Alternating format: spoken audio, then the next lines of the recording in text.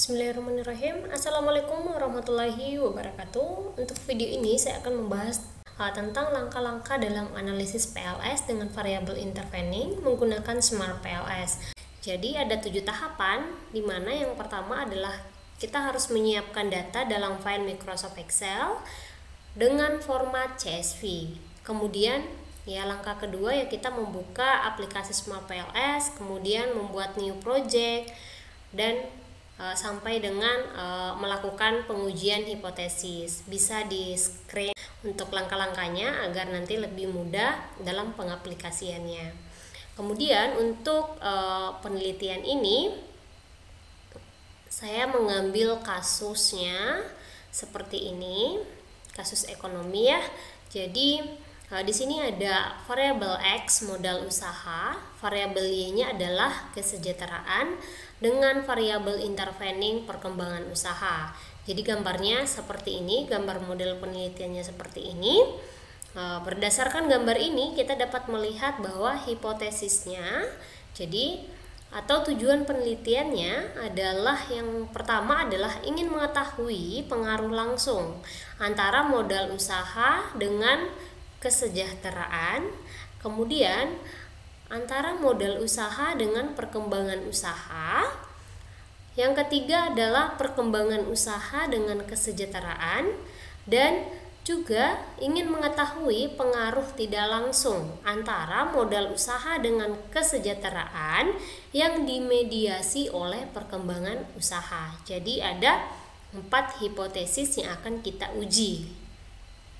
Jadi kita kembali ke langkah pertama. Jadi kita harus menyiapkan data terlebih dahulu dalam bentuk CSV. Saya sudah menyiapkan datanya. Kita klik kanan untuk mengecek properti, dan di sini terlihat bahwa tipe data saya simpan dalam bentuk file CSV. Oke. Kemudian langkah selanjutnya tadi adalah membuka program Smart PLS. Jadi kita harus membuka program Smart PLS-nya. Kita klik 2 kali di sini.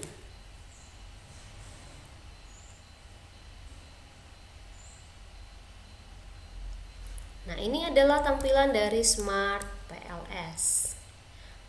Untuk lebih mudah kita biar bisa membaca ini. Yang ketiga adalah membuat new project. Jadi langkah ketiga, kita klik menu new project pada Smart PLS, kita buat projectnya misalkan variabel intervening lah. Kemudian nah ini adalah project yang sudah kita buat. Kemudian kita mengimport data yang sudah disiapkan tadi. Ada 2 cara, kita bisa klik 2 kali di sini, ataupun di sini bisa klik kanan kemudian import data. Namun untuk lebih mudahnya kita langsung klik 2 kali ini, kemudian praktikum intervening, jadi datanya dimasukkan lalu open. Oke. Nah, ini adalah tampilan dari data yang saya gunakan. Jadi indikator-indikatornya terdiri dari 3 variabel ya, sesuai dengan yang ini. Jadi X11, X12, X13 adalah indikator dari variabel modal usaha. Kemudian I1, I2, I3 indikator dari perkembangan usaha. Y1 sampai Y7 adalah indikator dari kesejahteraan. Kemudian langkah selanjutnya adalah menggambar model penelitian. Jadi kita akan menggambar model penelitian dengan cara klik 2 kali pada variabel intervening ini. Kemudian untuk lebih jelasnya saya perbesar saja. Untuk menggambar model penelitian kita tinggal blok yang ini X11 sampai X13 untuk variabel pertama. Kemudian untuk variabel intervening digeser dengan cara yang sama. Kemudian ini juga diblok, kemudian ditarik ke sini. Nah, di sini terlihat bahwa nama variabelnya belum terganti, masih memakai laten variabel 1, 2, dan 3. Kita ganti untuk Variabel pertama kita rename modal usaha. Oke. Kemudian yang ini adalah perkembangan usaha. Oke. Kemudian yang ini adalah kesejahteraan. Nah, di sini terlihat bahwa bentuk dari indikatornya, letak dari indikatornya belum terlihat bagus ya. Jadi kita bisa pindahkan dengan klik ini. Nah, kemudian yang ini kita pindahkan seperti ini. Oke. Langkah selanjutnya adalah kita akan menggambar atau menghubungkan hipotesis yang akan kita uji dengan klik connect. Kemudian konekkan ke sini untuk hipotesis pertama ya, modal usaha terhadap kesejahteraan, kemudian modal usaha terhadap perkembangan usaha, kemudian perkembangan usaha terhadap kesejahteraan. Nah, seperti ini gambarnya sesuai dengan kita select dulu sesuai dengan gambar yang ini ya. Kemudian langkah selanjutnya adalah melakukan pengujian kualitas model. Jadi kita akan menguji indikator-indikatornya apakah sudah valid dan reliabilitas. Oke, dengan cara klik calculate PLS algorithm, kemudian start calculation, kemudian kita ke outer loading, di mana indikator yang dikatakan valid adalah nilai dari outer loadingnya lebih besar 0,7. Jadi sini terlihat bahwa indikator Y2 dan Y5 adalah kurang dari 0,7. Jadi di Smart PLS di sini sudah terlihat berwarna merah. Di sini kurang dari 0,7, jadi harus dilakukan penghapusan indikator karena tidak valid.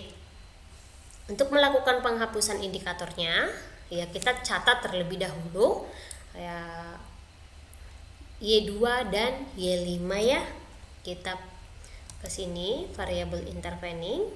Kemudian di sini juga terlihat bahwa Y2 dan Y5 ini kurang dari 0,7. Jadi kita lakukan penghapusan Y2 dan Y5. Nah, setelah melakukan penghapusan, kita akan calculate kembali PLS algorithm untuk melihat apakah sudah valid semuanya. Ke outer loading, dan di sini terlihat bahwa semua indikatornya sudah valid. Nah, kemudian untuk melihatnya apakah memang benar ini sudah valid atau enggak, kita bisa lihat juga nilai ini average variance extract. Jadi nilai AVE-nya harus lebih besar 0,5. Ya, kita lihat di sini untuk lebih mudahnya kalian bisa baca juga. Sini saya sudah menuliskan. Nah, nilai AVE-nya harus lebih besar 0,5. Nah, di sini terlihat bahwa nilai AVE-nya lebih besar dari 0,5. Jadi dapat disimpulkan bahwa semua indikator pada setiap variabel sudah valid. Kemudian langkah selanjutnya kita akan melakukan uji reliabilitas dengan ini melihat nilai kontrak reliability dan validity. Dilihat dari nilai Cronbach alpha, ROA, kemudian composite reliability, di mana nilai Cronbach alpha di sini saya tuliskan ya harus lebih besar dari 0,7. Kemudian nilai rho-nya harus lebih besar dari 0,7 dan nilai composite reliability harus lebih besar 0,6. Nah, di sini terlihat bahwa semua syaratnya sudah memenuhi ya. Di sini sudah terlihat tidak ada yang berwarna merah karena pada Smart PLS biasanya otomatis jika tidak reliable itu akan berwarna merah. Jadi uji validitas dan reliabilitas sudah terpenuhi, kita akan lanjut ke langkah selanjutnya untuk melihat nilai R-square dari model dengan klik ini hasil R-square. Nah, di sini terlihat, saya juga sudah tuliskan di sini bahwa untuk yang pertama yang kita interpretasi yang di bawah dulu ini, nah R-square untuk model jalur 1 0,48. Jadi artinya kemampuan variabel modal usaha, jadi modal usaha dalam menjelaskan perkembangan usaha adalah senilai 48,4%. Kemudian untuk ini jalur 2 di sini terlihat 0,774. Jadi artinya kemampuan variabel modal usaha dan perkembangan usaha dalam menjelaskan variabel kesejahteraan adalah 77,4.